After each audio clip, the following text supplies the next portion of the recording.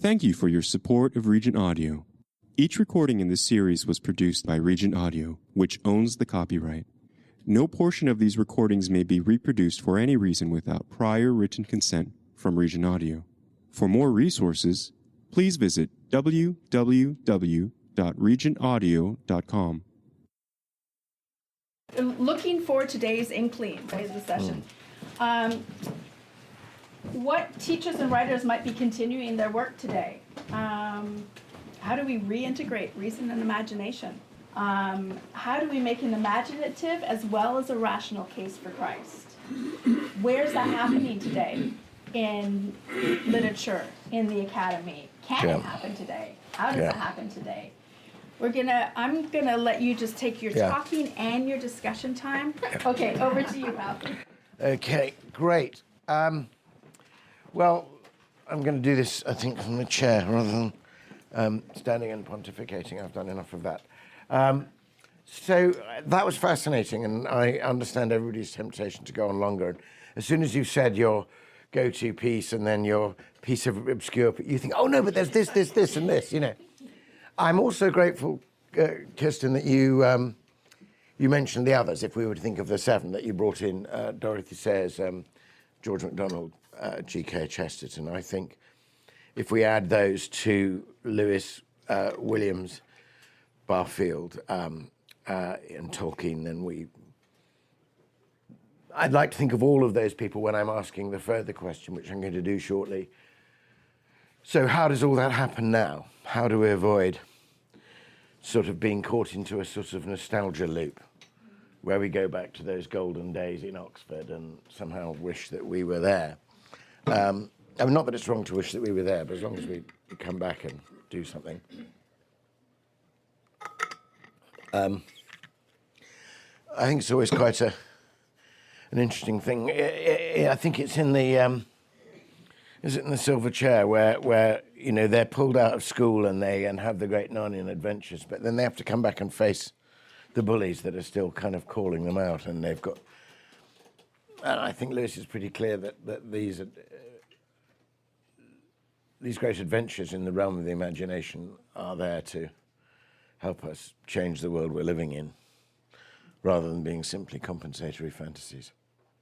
So let me just go back for a minute and sum up, if I can, some of the things I've tried to say in the course of these talks. I think the first thing I've tried to say is that and I could have brought much more Barfield into this. I didn't. I sort of was suppressing my inner Barfield, so I won't do that now.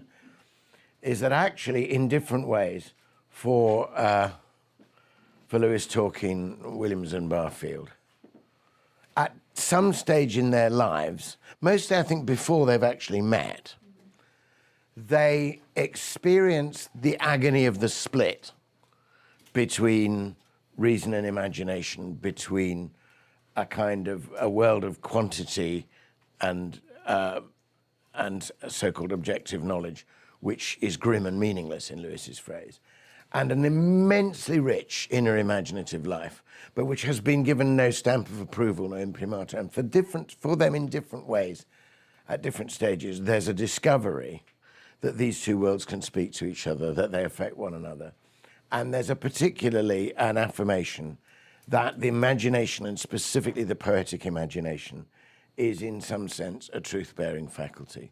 I talked about that great conversation between Tolkien and Lewis, where the two hemispheres of Lewis's mind come together. But of course, a huge preparation for that had been done by Owen Barfield in the so-called Great War about the nature of imagination. And Barfield's poetic diction, which has been mentioned several times, was something that I think showed Lewis very clearly that the poets are giving you a great and true picture of the world. The other Barfieldian idea, which is the movement from an original participation into a falling out, as it were, into a kind of individuated knowledge, is that all of the Inklings, in different ways, were haunted by a sense of loss, haunted by a sense of having fallen out of a more original whole and participative way of knowing the world into a kind of alienated way of knowing. As Barfield says in his great essay, The Rediscovery of Meaning, that our vaunted progress in knowledge since the 18th century has been progress in alienation. The more we learn to know and control the world, the less it makes any sense to us or we have any meaning or place in it. So all of them, in different ways, recognized that the great poetry of the past, the Holy Scriptures, but also Homer and Virgil and the Norse Eddas and the sagas, all had a way of engaging with the world and understanding, which was actually more integrated and more wise than the one that we'd got. And that the way to recover that was to re-engage the imagination without letting go of the reason and to make that integration. And so they all knew that. And I think the friendship was sparked partly by the discovery that other people had made that discovery. And then, of course, they all discovered that they had common literary antecedents, and George MacDonald is the great common literary antecedent to all of them. And then, of course, G.K. Chesterton turns out to be a really significant figure for all of them. So they were continuing a work, and we argued, I mean, when we were at that conference on the Inklings, which you, Bob, published the proceedings of, that MacDonald and Chesterton have behind them Coleridge and Wordsworth. So that in fact, what seemed to be the complete abandonment of that integrated knowledge by a split Western and an aggressively secular Western culture, they were all in the position of discovering that there were yet 3,000 knees that had not bowed to Baal, you know, or to, do you know what I mean? That they were all, to some degree, Elijahs who had wrung their hands and said, I alone am left, and then had it revealed to them that actually they had a tribe and they had antecedents. And not only that this wasn't just going to be a holy huddle where people say, oh, we're cool with the imagination and let the rest of the world just, you know, dissolve into digital meaninglessness and be nothing but ones and noughts. It was a sense that we now have a way of sharing this message. And in this case, the medium is the message. So we're going to share it by great works of imagination, which people will be swept up into, which will transform their way of seeing the world and send them back into a world re-enchanted. And they'll do something. So that, I mean, broadly, that's the project. And the final, for particularly and explicitly for Lewis and Tolkien, and in a different way, in his own way, anthroposophically, for Barfield, the deepest insight about imagination was not that it was a truth-bearing faculty. That was a great thing to have discovered in itself. But the deepest intimation about the imagination was that it was, in Coleridge's terms, a repetition in the finite mind of the infinite act of creation. That is to say, that it was the imago Dei, that it, you know, that the whole thing of Augustine thinking, or interpreters of Augustine thinking that the image of God in us is the reason, that the image of God in us is also the imagination, and that both accounts of creation in Genesis and John were actually also accounts of how God works within us so that we participate as we make and shape in our own way with his making and shaping of the world. So that's their message, and they themselves, the more they write and work, come to realize that their predecessors have shaped them, and that MacDonald and Chesterton, and behind them Coleridge and Wordsworth. So really the question I wanted to pose was, we, in our generation, and generations, I'm happy to say there's more than one generation in this room, I'm delighted by that. The Inklings stand in relation to us, rather as MacDonald stood in relation to them, and as Wordsworth and Coleridge stood in relation to MacDonald. I mean, MacDonald was a great Coleridge disciple. So there is a lineage here, and it's a fruitful lineage. And the thing we heard several times this morning, go forth and multiply, applies to us creatively. So I just thought, well, okay, where is the particular kind of writing I think that Lewis, Tolkien, and MacDonald did was like the fruits and the herbs in Genesis, that it carries its own seed, that it actually encourages a new growth wherever it's planted. And but just as, in a sense, it took the Inklings a while to discover each other, even though we now look and see it's blindingly obvious that they should be together, it wasn't blindingly obvious to them at first.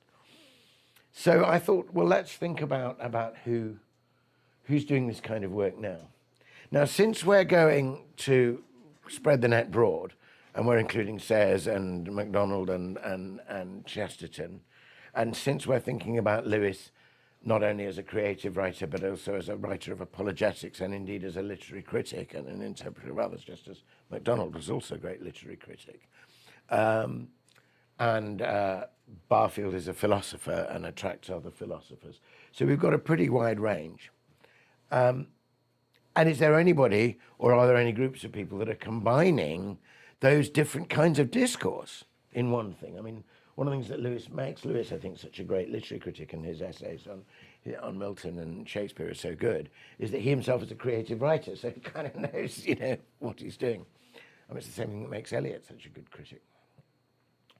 So I'm going to throw some names out just now and talk about one or two of the writers that I began to read and appreciated in a certain way because I'd read the Inklings.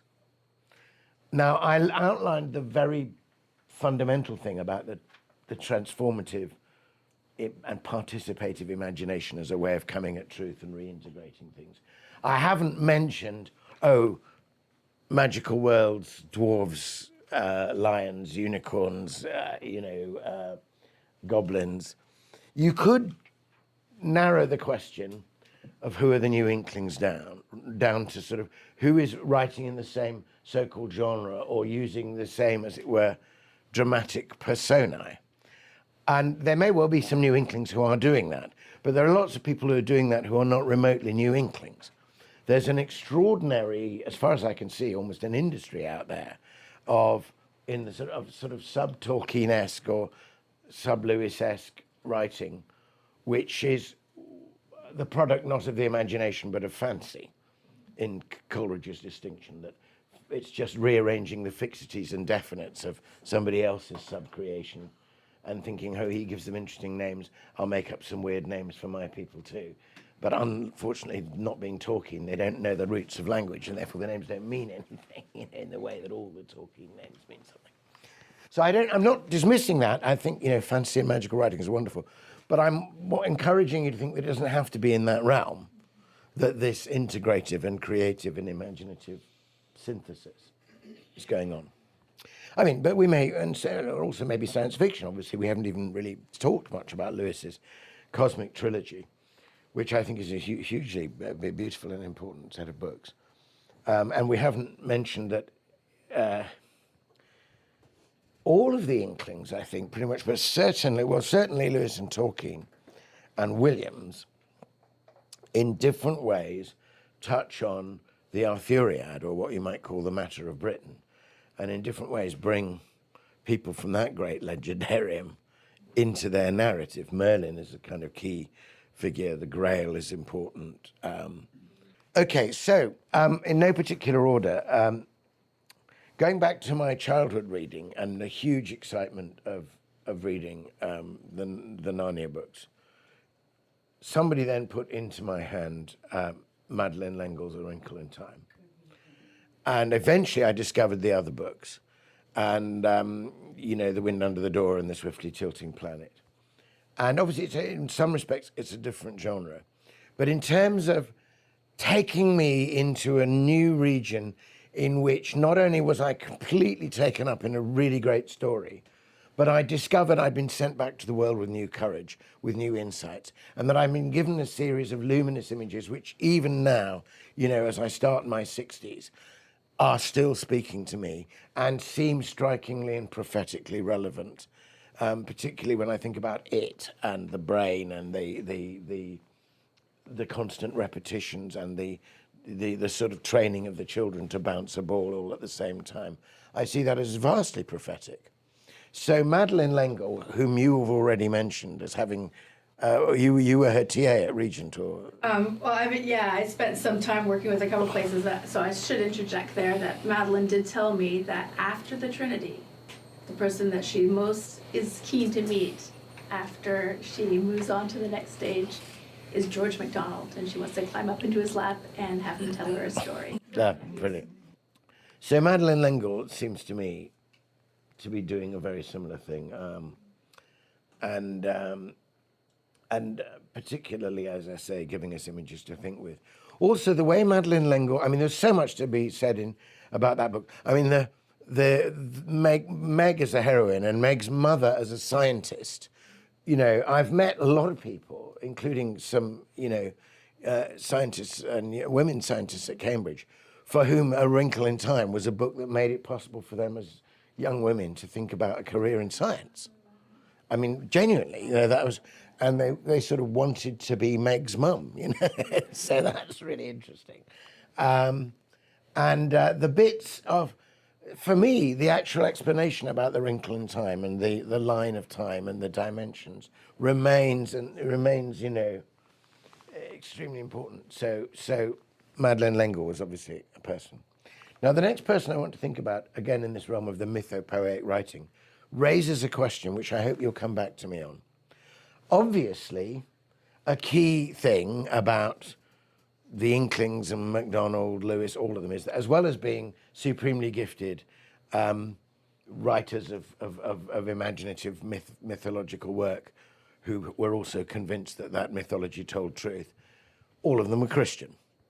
Now, for some people, that's essential. If you were to think of somebody as a new Inkling or as in continuing this project or bearing the fruit of what they did, you would somehow want them to, before you admitted them onto your library shelves, they sort of had to show their theologically correct master charge card at the door. However,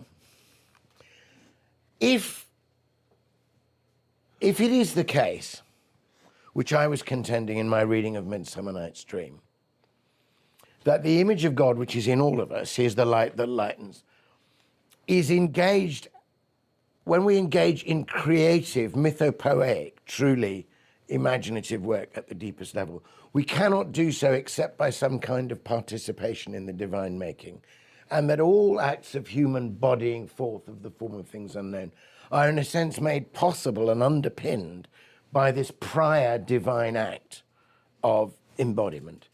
If that is the case, then it ought to be the case that anybody that creates at that level and submits to their work and doesn't impose their own ego and personal agenda on their work, doesn't force their characters into strange postures in order to connect with whatever happens to be the correctness of the day, but really lets the story live and breathe without prefixed authorial intention, which the Inklings were doing as well, even though we might agree with their prefixed authorial intentions. The Lord of the Rings was not written as a series of handy sermon illustrations, was it? I mean, it's its entire thing.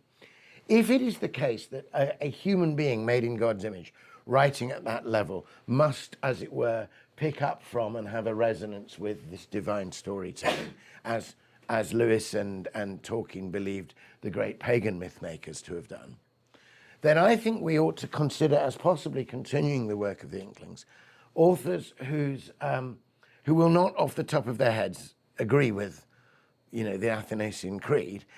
Not that most Christians have ever read the Athanasian Creed, but do you see what I mean? And they may even write stories which lean into and question our doctrines, but they may still nevertheless be actually contributing to this work of reintegration, this great work of the re-enchantment of nature. So, with that preface, I certainly have found that my encounter with the writings of Ursula Le Guin, and particularly the Earthsea trilogy, were in that realm.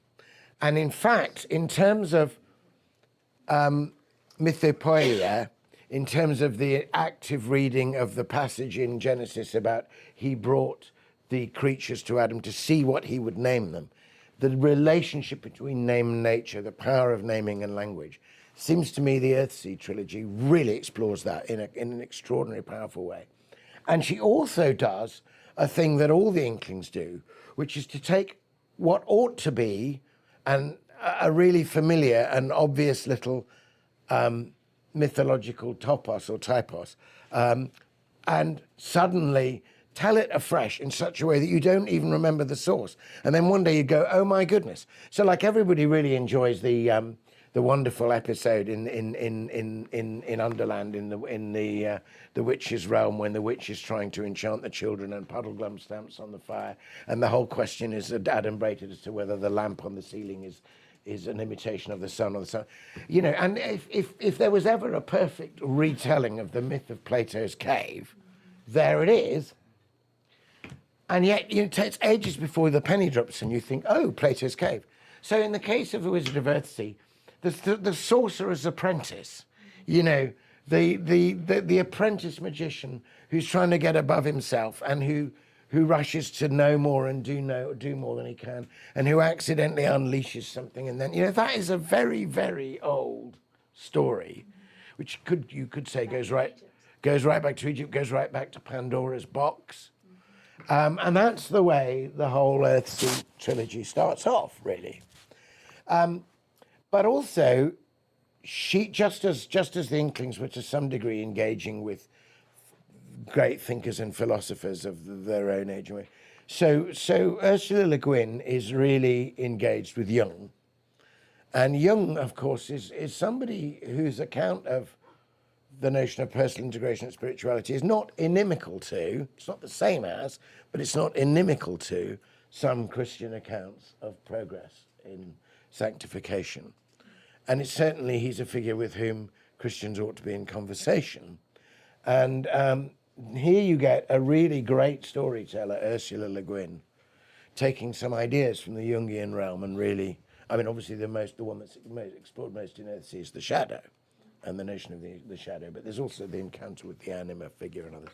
So I mention the name of Ursula Le Guin, and I see lots of nods. So I'd be really interested to see, you know, where. But just to throw one more thing about Ursula Le Guin, so that we can be a bit gritty about this. Do you know, how many of you know the short story by Ursula Le Guin called The Ones Who Walk Away from Omelas? I would really love to hear your opinion. Read aloud by Lauren Wilkinson at last year's. Okay, so I think that's a very telling. I think that asks real questions which need to be answered. I think they can be answered, but I certainly I'm glad to have them asked about the nature of atonement and so on.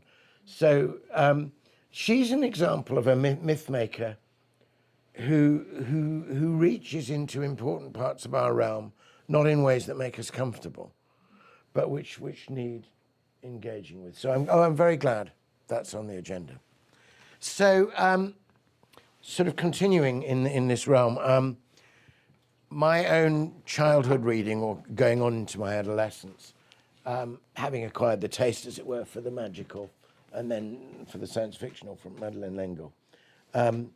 The next writer that I encountered who remains, I mean, I read loads of stuff which I don't remember, but I'm trying to talk about the ones that still speak resonantly, you know, to the 60-year-old smiling public man, as Yeats said. So the next person for me is Alan Garner. So now that's a less familiar name. Alan Garner is a very, very fine writer. We've just had the 50th anniversary of his book, The Owl Service.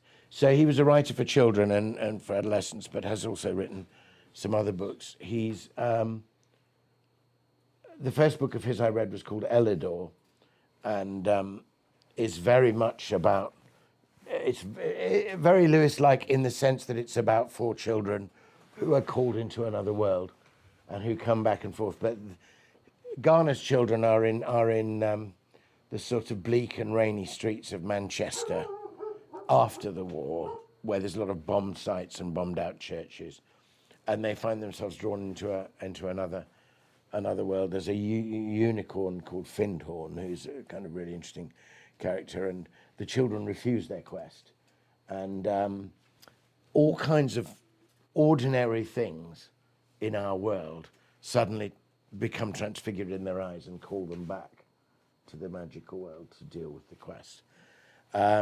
Then he lives on Alderley Edge, which is a place in the north of England, which is limestone edge and escarpment, which has huge amount of caves underneath it and tunnels. And he wrote a brilliant pair of books, The Moon of Gomrath and The Weird Stone of Brisingamen, about, which have classic, I mean, he obviously knows his MacDonald, MacDonald-style goblins, but, and again, it's children being drawn into and finding themselves part of a greater sort of cosmic conflict. He then moved from, if you like, the Nordic into the Celtic, and retells some stuff from the Mabinogion in really quite a frightening way in the Owl Service. But one of the books that struck me most, partly because it made me think about Lengel, was a very good, but again, slightly disturbing book called The Red Shift. The Red Shift, as you know, is that thing where when a heavenly body is moving away from us, the spectrum of the colours from the light from the star shifts towards the red end of the spectrum because the light is being stretched out. Rather like the that effect, when cars go back, but it goes, and the car goes away. Yeah, the Doppler effect. So there's the light wave equivalent to the Doppler effect, which is how we tell how old a star is and how far away it is. And that story turns on a kind of slightly geeky boy who's interested in astronomy and cosmology, who begins to think about the different dates in Earth's history that Earth was at when the light he's seeing now in the present falls on him. And just through doing that ends up in these deeper pasts, which is a really interesting idea. And it addresses quite a few contemporary issues. I mean, a lot of stuff to do with growing up. But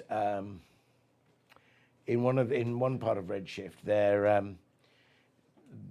the hero finds himself accompanying a group of Roman soldiers who've been doing a sort of punitive raid into Celtic Britain to sort of teach the natives a lesson, kind of thing. And but these soldiers have lost their platoon. It's a bit like the Eagle of the Ninth, and are being harried by the Celts. But some of them are kind of really wanting to go Celtic themselves. But the language of these Roman soldiers that Garner gives them is entirely the slang and argot of American soldiers in Vietnam fleeing from the Viet Cong. And, he kind of gives a Vietnam War mapping onto late Roman Britain, which is, fascinating. So Garner is still around. And what I've noticed that there's now a young generation of really good writers, of whom the chief, they're not fiction writers, but writers about landscape and writers about the re-enchantment of landscape in English. And the chief of these is Rob Macfarlane.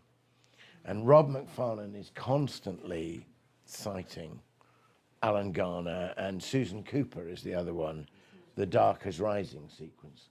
So there are a group of writers who are quite Inklings-like in the sense that they're writing for children and they're writing mythopoetically, and they're sort of having fruit now. And I don't know who the ones are now. Obviously, J.K. Rowling has got to come in there somewhere in terms of the power of magic for children. There's clearly a relationship between magic and imagination, in the sense that a magical story with magical transformations is actually an enactment, an imagined enactment in the real world of what imagination does for you all the time. So given what we've said about imagination, I mean, it goes without saying to this group, Christians don't have to be afraid of stories with magic. So there's that lineage. Let me just park that there, and let me think about the other lineage, which is apologetics, which is the kind of writing about Christianity in a way that clears away unnecessary obstacles, represents it in a way that suddenly makes you think, and often uses imaginative. So, do any of you know the writing of Francis Spufford? So, Unapologetic would be a good book. The Boy That Books Built, which is about reading itself. He's just written a novel called, is it Golden Hill? Or it's a novel. It's wonderful. It's a novel set in Manhattan, you know, in the 18th century. So it's got a Manhattan chase scene, you know, with sort of, you know, on foot and with horses. You know? But so Francis Spufford is a Christian who is hugely soaked in all of this stuff. Not writing that kind of fiction, but writing, I think, extremely good apologetics, extremely good literary essays. Can you spell that last name? Spufford, Spufford. But I've also discovered, and this is a kind of, it's a bit of an understatement, the last writer in this thing, more near I want to talk to you about, which I'll do slightly more length in a minute, is Susanna Clarke and Jonathan Strange and Mr. Norrell. But a while back, I meet fairly regularly with Susanna Clarke, and she put into my hands a book which is called The Stone Table. And it looked exactly like, if you remember, the original hardbacks of the Narnia books. I mean, it was just, and she said, look, it's a missing Narnia book. It's The Stone Table. And it had this fantastic, it's really beautiful illustrations as well. And it was by Francis Spufford. And it was a book. It was, I mean, it's just, I can't tell you how beautifully written it is. It's a book set in Narnia between The Magician's Nephew and The Lion, the Witch, and the Wardrobe, but sufficiently far into the story that, you know, but it's about Polly and Diggory coming back, and it's about the events which lead to the actual stone table itself being where it is. And it works. You won't find this book anywhere. You won't read it. So it's a kind of loving and affectionate expression. But I mean, Spufford is an extremely good writer, and he knows and loves the world really, really well.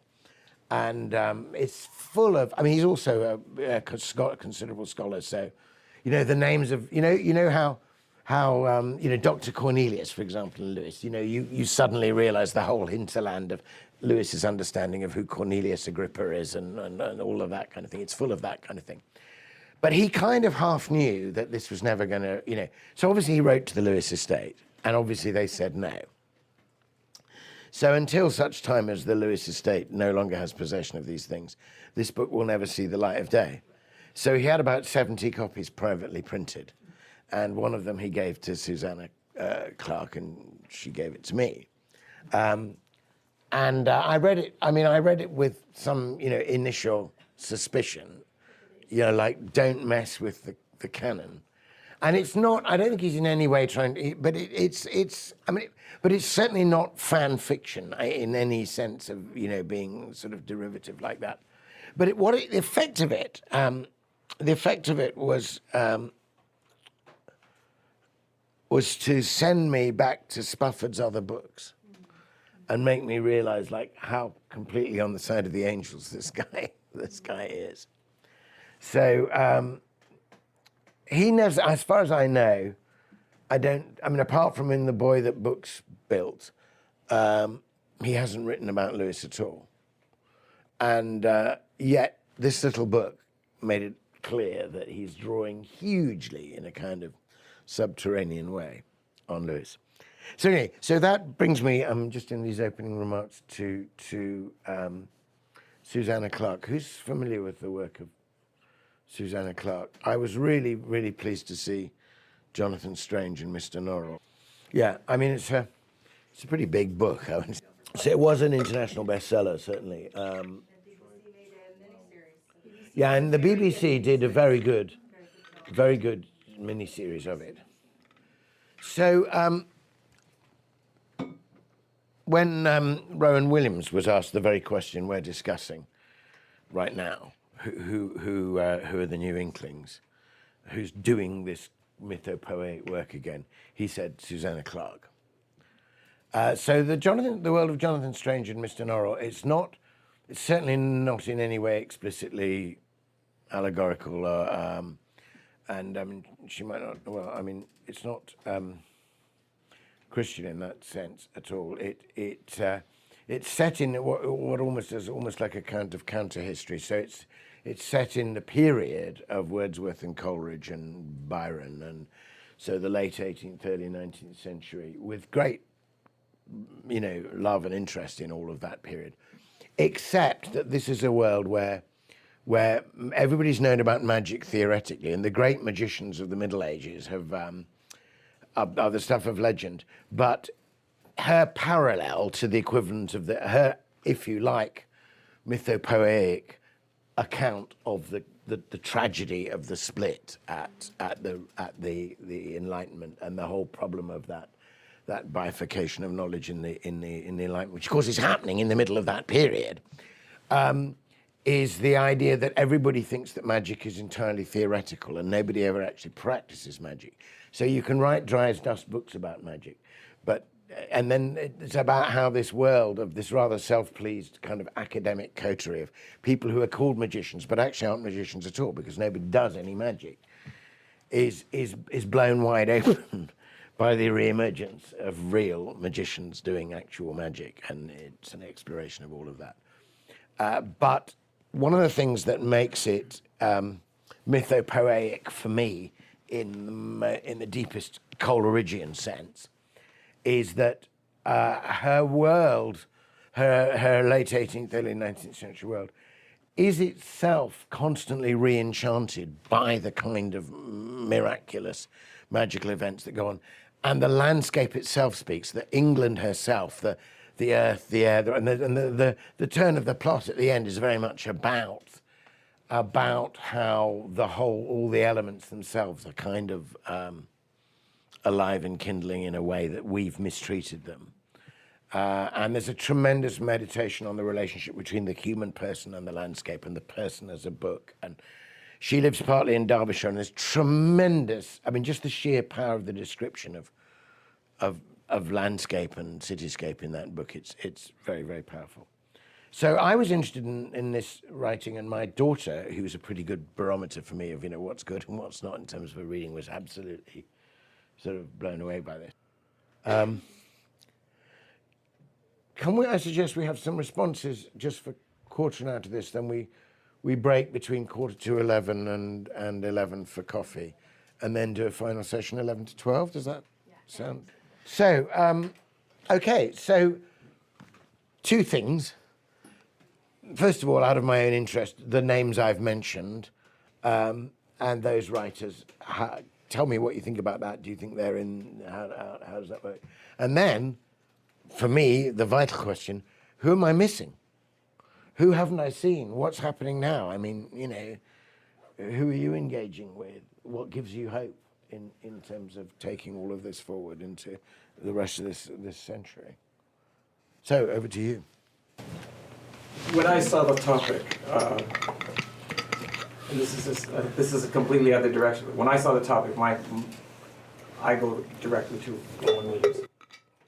Directly to Rowan Williams, yeah. Absolutely, yeah. Not doing.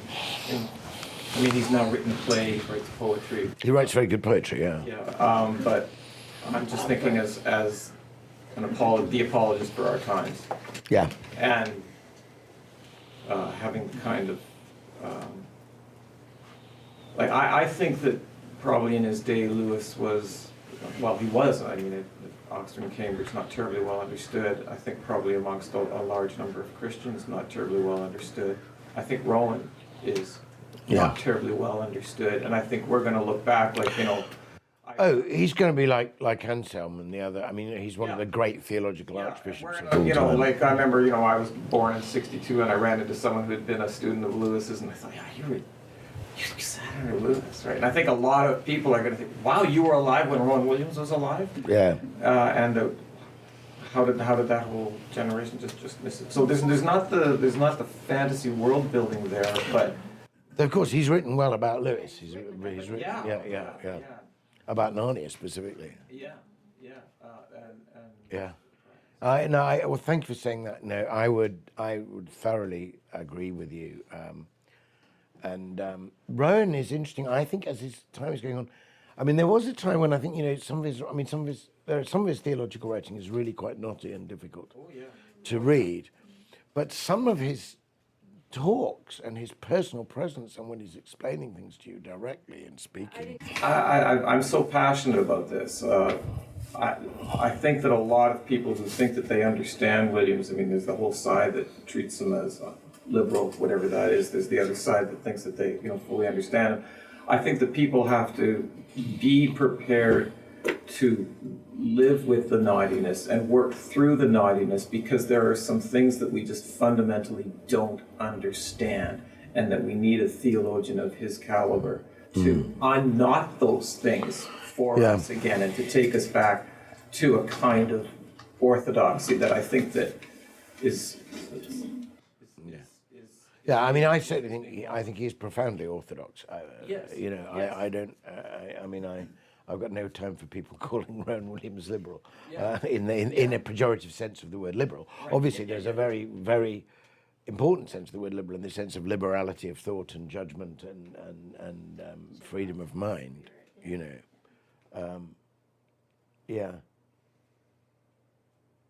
There's an early book of Rowan Williams. That's the first book of his that I read, called The Wound of Knowledge, which, if I was telling anybody where to start with Williams, I'd get them to start there. I think that was a really profoundly moving book. Thank you. When it comes to Le Guin, several times you referred to the Le Guin trilogy. I don't know if people know that Earth's trilogy is actually got 5. It's now 5, yeah. An amazing collection of short stories of the Earthsea. So it's actually a trilogy of 5 books, and it is incomplete. I mean, she started the first one in the 60s. The last one was in the 21st century. Yeah. It's a long span, and her Jungian perspective changes quite considerably. Oh, does it right? Because I think I only know the 3 that I think of as the trilogy. Fascinating how much her perspective on the world changes. And I had the privilege of hearing her read a few years ago, about 8 years ago in Ottawa, from her fascinating book, Lavinia. She gives Lavinia a voice. But she talked about how her understanding of light and dark and good and evil had changed over time as she was writing. And I think when you read the novels, the progression is actually quite natural. But she becomes much less Jungian as she goes on, and actually moves quite close to what we would consider a more orthodox understanding of good and evil. It's very interesting. Well, that's but interesting. Don't stop with Tenahuku. Yeah. Carry on. I really, when I read, I read the Earthsea trilogy, but also when I became a high school teacher, I taught the Earthsea trilogy, and I grew to love those books. Actually, also in the sheer entrancement, which I got in Tolkien and Lewis, in that she described a world I wanted to be in. I wanted to be that apprentice wizard. I really did. And the particularly all the stuff about names and naming. So quite apart from what she was saying in the stories, and the boat, obviously for me, there's boats and things, and the dragons that she brings in, seemed to me that there's a fundamental difference between people for whom magical naming and dragons and wizards staffs and that stuff are just a series of props that they get out of the cupboard and drop on top of characters for whom they have a completely different agenda. And those kind of books are awful. And the people who really care about wizard staffs actually being, who really love that in and for itself and want it to live and breathe almost before it does anything else, and who do the world building and the scene setting in a really, really passionate way. And Ursula Le Guin seems to me to be in that character. The one who's doing that well today is Andrew Peterson. Now, how many people are familiar with his Windfeather saga? Written for, probably aimed at like your 10 to 14 maybe age readership. And I definitely encourage you all to read it. I would say the first 3 chapters, I really struggled with feeling like, oh, he's got too many complicated names for plants and creatures and stuff. But after that 5-book series, I think it's brilliant. And Andrew Peterson. Yeah. And it's the Wing Feather Saga. Yeah. The first one is called Steve the Wolf King. He's also a singer-songwriter, isn't he? And he does. I've actually shared a stage with him as a singer-songwriter, and he convenes a thing called Hutchmoot. Well, I should give Steve a couple minutes to explain the Rabbit Room, because for any discussion around what's happening In the Inklings, yeah. I follow the Rabbit Room on Facebook, and yeah. So, Steve, could you explain the Rabbit Room and what the Petersons are up to, and Jennifer?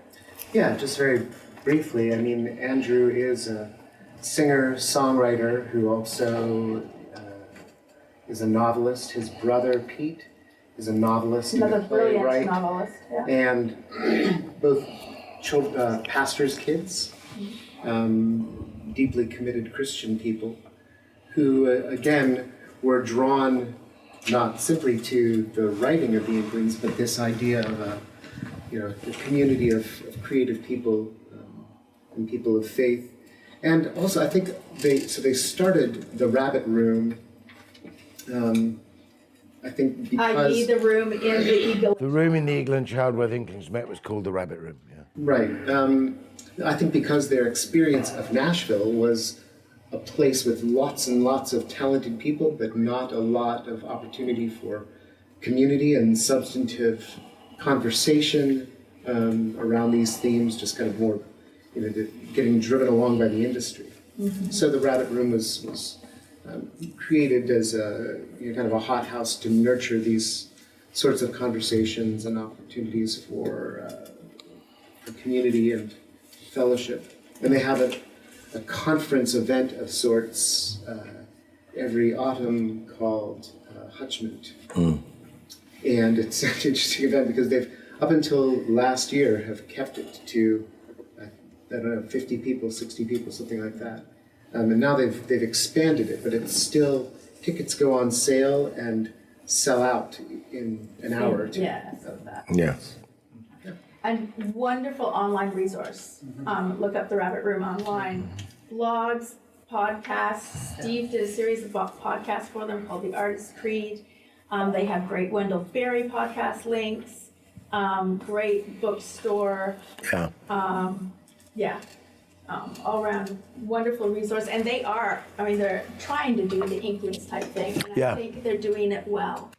Yeah, I was very impressed by Andrew Peterson when I met him, and in fact, I've been wanting to go to Hutchmoot but of course, because it's when it's always in the Cambridge term time.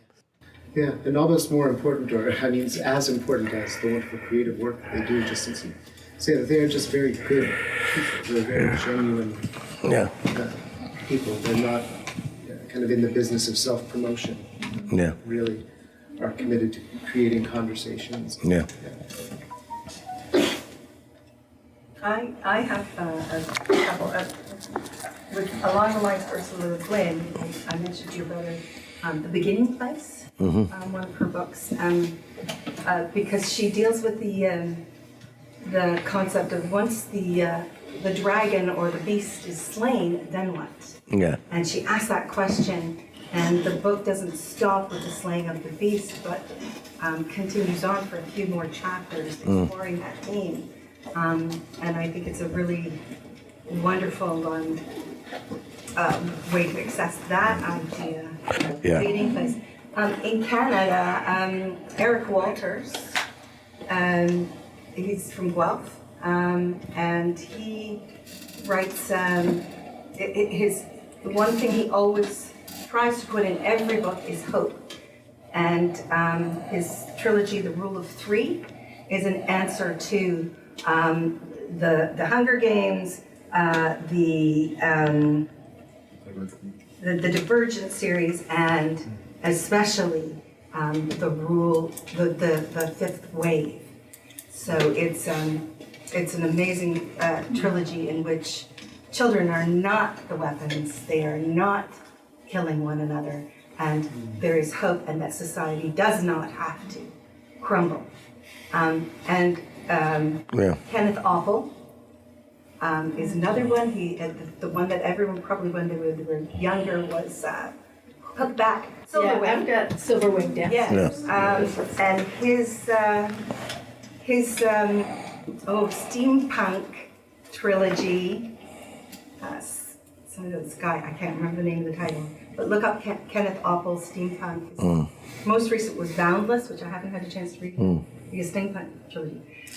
The co-author of the Spiderwick Chronicles, Tony Dieterlitzzi, wrote a trilogy called The Search for Wandla, and he wanted to create a modern fairy tale using the essence of Tolkien, the idea of the fairy story, and he very successfully does that, and he discusses within it the idea of community and diversity and what makes a community through the course of this.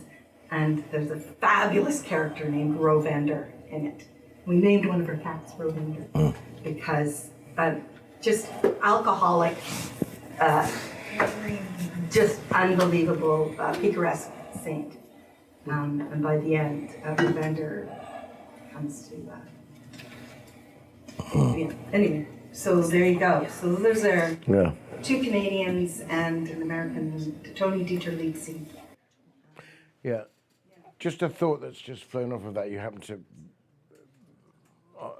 mention the Hunger Games, and obviously there's a whole set of books aimed at and stories aimed at teenagers, which is quite dark. But I just made me suddenly think there seems to be a particular emphasis on dystopias, isn't there, in the kind of lot of creative fiction. And obviously you can say a lot through a dystopia, but you can also say a lot through a utopia.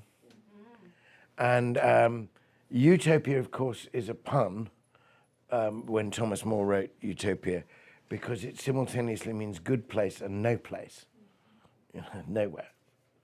But it just made me reflect for a minute, thinking about Lewis and Tolkien. They write great imaginative work in worlds which reflect back on our worlds in all kinds of ways and certainly deal with the problem of evil. But they don't write dystopias. I'm just wondering if there's something about the nature of the Evangelium and something about the nature of Christian hope and something of what they've got from MacDonald and Chesterton, and the enormous joy of do it again, God making with Daisy, which means that they don't begin with the defeat of the dystopia. So I just wondered if that's a question that's really worth asking about, insofar, to borrow McLuhan's phrase, that a medium and a message are intertwined. Is writing a dystopia beginning with an admission of defeat rather than a... Yeah, I just wonder about that, that's all. So I thought just throw that in as an open question. Shall we just go and get coffees and things now and then come back and discuss that and the other things further?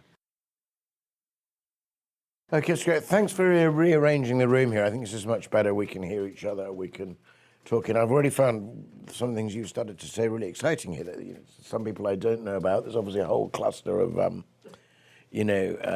writers, I guess, for children and young adults that I hadn't picked up on.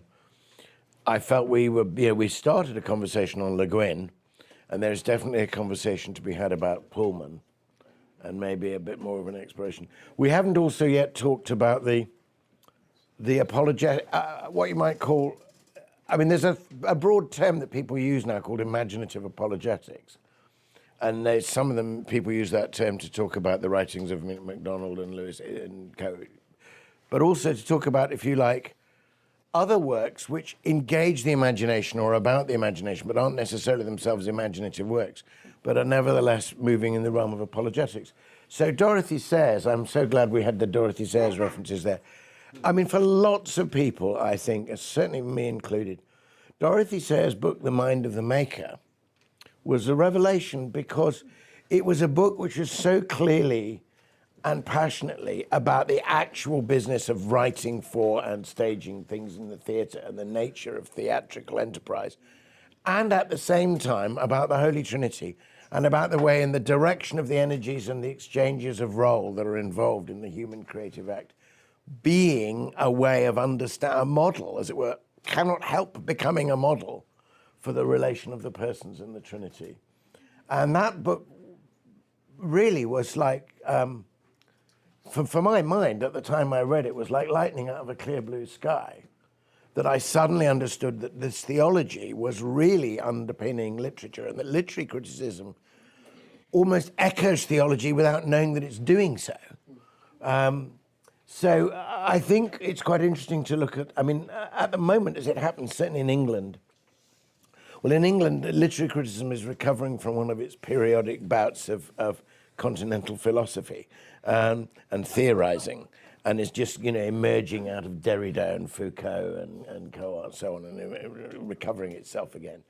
But the consequence of that has had such a long immersion in what you might broadly call the hermeneutics of suspicion that it can't yet engage with the theological inheritance, in spite of the fact that not engaging with the theological inheritance means that it's incapable of interpreting most of the canon of English literature. But of course, then it says we haven't got a canon, so it's not worried. But nevertheless, I think I'm interested in that question of something Dorothy says, doing something spectacularly good for theology, whilst at the same time writing very practically about theatre. And one of the things in my own small way I was trying to do with my book, Faith, Hope and Poetry, Theology and the Poetic Imagination, was not simply to address a closed circle of theologically like-minded people, but, through that Ashgate series, to talk to people who really cared about The Dream of the Rood or how to interpret Shakespeare, or, wanted to read about, Thomas Hardy and Philip Larkin and the other people I write about, and try and persuade them gently, as I did the exposition, that the theology might be relevant, in the hope that there might be a kind of sneaking past the watchful dragons or something, there might be a kind of offering reintegration of theological resonance. And again, my book on Coleridge, I'm delighting in Coleridge himself, I think so, but I'm also pushing back against the secularity of my day, but I hope not in an aggressive, but in an inviting way. And one of the things that really struck me and was just a source of great hope to me was, obviously in that book I make the contention that, as with so many other things, that the secular academics had to some degree airbrushed Coleridge's Christianity out of the picture. So I was trying to restore it. And partly in response to that book, the Friends of Coleridge, as the big sort of organizer of the Coleridge conference, chose as their topic Coleridge and the religious imagination. Now, obviously, but just the fact that that was a topic at all. So I was a key, I did the opening talk at that, which is interesting. I mean, everybody had a chance, there was plenty of opposition, but they did agree and they created the platform. And the opposition was largely from some of the already established figures. But what was very interesting to me, was that afterwards, lots of the young students, the PhD students and the young postdocs and the people for whom coming to this conference and giving a paper at this conference was not only a delight in itself, but a really important step in terms of academic career and that kind of thing.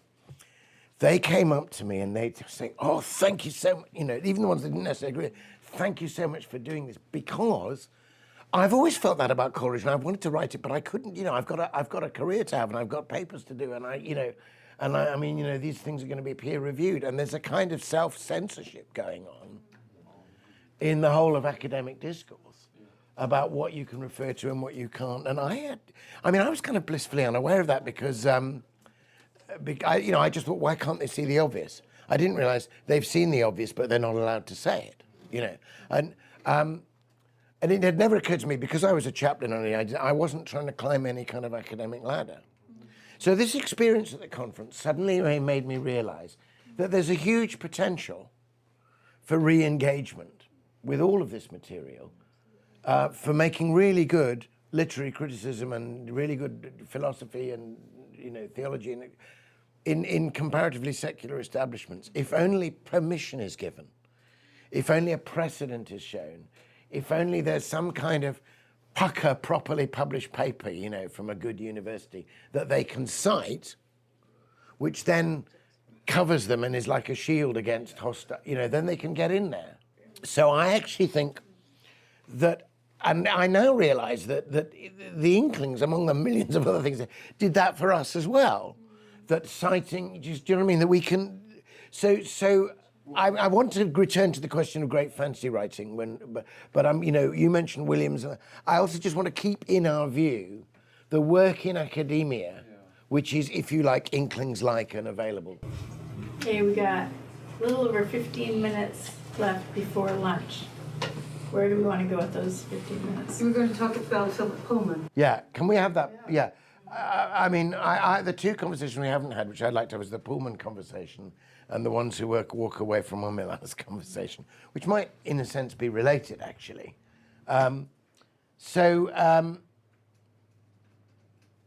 Just to get the Pullman ball rolling, I first became aware of his Dark Materials trilogy. Just a friend of mine was really, really loved the idea of God, the phrase is now escaped me. The children having the daemon, and obviously the Socratic spelling of daemon, and the daemon is an animal, and just thought that was just a beautiful idea, and so I began to. And then I had an urgent, letter from a Christian friend who was a fellow Lewis enthusiast, and he might have changed his mind about this thing, but he saw Pullman as absolutely attacking Lewis and attacking everything we stood for, and the very fact that Lyra, name begins with L, like Lucy, and that it's in Oxford, and that it's another, that this was a kind of deliberately anti-Lewis novel, and was therefore, this friend of mine regarded it, who's normally a man of good judgment, regarded it as completely and deliberately, as it were, the work of the enemy. And that the attack on the church and the Ancient of the Days, and all of this. And the letters was saying, you have to reply to this, Malcolm. It was like, you must immediately now set yourself up as the champion of these things against that, and you can do it because you've got the command of the Milton, and it's the Milton is being abused as well as Lewis, so my friend said. And I kind of just hesitate. I thought, the jury's out on this. And I became persuaded, really, that the attack is not finally on the great Christian things, but it is an attack that Christians need to hear on the abuse. And the whole idea, intercision rather than intercession, and the cutting off of the... And my genuine fear and my regret and the thing I want to push back against is because I think Pullman is reacting in an entirely moral way against what he regards as a grossly immoral series of distortions and oppressions. And also, in a sense, if we believed that the whole purpose of religion is to take all our love and all our psychic energy and drain it out of this world to some sort of never, never land, and that therefore we must seal between the... If he was right about that, then he'd be morally right in his whole endeavor. But, he's not right about that. Our hymn says that we with our hearts in heaven, here on earth may fruitful be. And Lewis himself criticized people who are so heavenly minded that they're no earthly use, But what worries me is that if you have the Ancient of Days, and if you have a word like intercession, and if you have the church, for a generation of children who are completely unchurched, who have absolutely no idea what it is, the first thing they meet is the attack on the abuse of the institution, and therefore say they see the institution itself as only and entirely darkened. So that's why my friend who wanted me to do this, I understand where he was coming from. But then I got a student I taught an MA in literature and pastoral theology. And I got a student who did a reading of Pullman in terms of medieval accounts of and readings of the harrowing of hell. And the whole idea of Christ going down and finding the dead and bringing them out and wanting, as it were, and saying, basically, Pullman is using all kinds of motifs like that Pullman's own stories are deeper and wiser than he himself realized in terms of his immediately anti-ecclesiastical agenda. And that work by a student, this was some years ago, made me really glad that I'd hesitated and not rushed into print as I was urged to do with an attack on Pullman. And then I came across the Rowan Williams piece, and I found that. So that's where I am. I mean, I think it's fairly good writing, but I'm not like, it's not my go-to fantasy series, you know. But I think there's a conversation to be had rather than just a work to be dismissed. So you come back to me on that. And that's probably something, great phrase for so many things, as a conversation to be had rather than something to be dismissed. I think so often we've just been trained that I go with this person or I don't, instead of having the conversation. I loved the first 2 volumes in that series, and I so wish that I could have written the 3rd volume because I had such a strong feeling after the first 2 that I could just see, I could just feel where this was going, and it was the kind of book where I wish that I had, you know, come up with this this whole thing. And then the 3rd one came, and it just crashed. And Pullman's reason hijacked his imagination. It's a very good comment. Yeah. Yeah. I think that Listen to what his own story was saying. it was saying, yeah, and a great work with imagination does pay attention to the story, you know. Yeah. And in the 3rd one, he took it. His mind took over, and he had to theologize the whole thing. Yeah. In a negative way, and he ruined it. It's really fun knowing Pullman because you can point out that just as Lucy starts out in a wardrobe, Lyra starts out in a wardrobe. Exactly. He just got furious when someone pointed this out because he hates Lewis so much. I know, but I think it was Michael Ward who yeah, pointed that out. Spud pointed that out, but he thought that that Pullman was being deliberate. That this is Pullman saying, yeah. It's great. But I mean, that teenage sexuality being the answer to the universe? Really? Yeah. Come on. It's interesting. My daughter, she's now 20, she read, was in the midst of reading the Harry Potter series, and she then was reading Philip Pullman's book. I think she was about 10 at the time. Wow, that's quite young and for she Pullman. came to me and she said, something's wrong with this. There's something, there's something happening with these books, and I don't know what it is. Is it his writing style? Is it his, but it's not in the Harry Potter books. There's something doesn't feel right, and that was a 10-year-old's take on Stark. Well, there's a huge amount of anger in those books, I think, and that doesn't do them any favors. But there is a great imagination at work as well. I mean, you know. Yeah. So how do you feel? I mean, it's very interesting. People. You know, your daughter's reading it. My daughter read them. Actually, for her, there didn't seem to be a problem, you know, that she knew enough of, if you like, good church to have another take on church in that series. So maybe, but as I say, my anxiety was for the person whose first encounter with a series of really quite important terms and phrases is the Pullman critique of them. And how those then become redeemed, or, you know, that seemed to me to be Isn't one of the problems with the Pullman that it got pulled into the orbit of the new atheism? So there was the whole Sam Harris, Dawkins. Yeah. And so it became something more generic than. Yeah. And Pullman seemed to invite that, Yeah. identify with that himself. Which I think is also partly why you get this change in the third book, and he's kind of becoming more doctrinaire.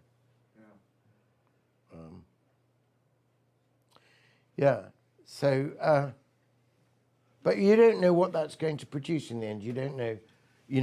There can be all kinds of powerful and beautiful things going on in a stimulated imagination, and just the idea, say, of the daemons or whatever, and the sense of adventure and all of that. That somebody who's been,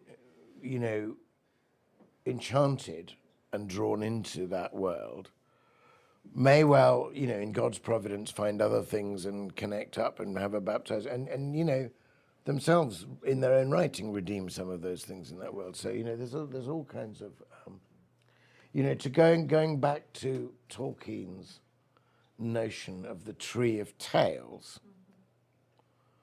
I think this particular kind of, you might say, slightly bitter and twisted leaf or branch still is rooted enough in the great arts of storytelling and draws a bit of sap, from the tree, that it may, it may produce some good fruit as well as some bitter fruit. In spite of itself. Well, in spite of itself is very much, in my book, Faith, Hope and Poetry, I've got a chapter called Doubting Faith, Reticent Hope, in which I, not with big works like Pullman's, but with short poems, I talk about poets who in spite of themselves, give you a transfigured vision, even at the very moment when they're vigorously protesting that no such transfiguration is possible. So I use Philip Larkin's poem Church Going, for example, which, has, again, one of the most unpromising openings of any poem in English literature, which is, once I'm sure there's nothing going on inside, like, I let the door thud shut. So it's like, there's nothing happening here, guys. And then you get this bizarre kind of minuet between sniggering, donate an Irish sixpence and the place was not worth stopping for. But that beautiful second line where he says, or third line, hatless, I take off my cycle clips in awkward reverence. And even in phrases like up at the holy end, which you think, oh, that's the holy end, that's a completely dismissive phrase. But it goes, up at the holy end, a tense, musty, unignorable silence, brewed God knows how long. Again, did I just say God knows? And in the end, of course, as you know, that poem rises to this extraordinary thing where he says, a serious house on serious earth it is, in whose blent air all our compulsions meet, are recognized and robed as destinies. Extraordinary. In spite of there's nothing going on inside. So there's a kind of quarrel between the same. I do the same with Hardy's Darkling Thrush and a couple of other poems. And I feel that way a bit that way about Pullman and about some other writers, that when the real imagination gets going, they can't help themselves. And if you want an example in more, popular realm and shorter, where that's happening all the time, I would say it was John Lennon's song Imagine, where ostensibly he's trying to say religion is the problem, imagine. But you can't imagine there's no heaven. It's easy if you try, but actually as soon as he starts, what he's in fact in the rest of the song asking you to do is imagine heaven. No need for the brother. So there's this kind of odd thing going on in that song as well.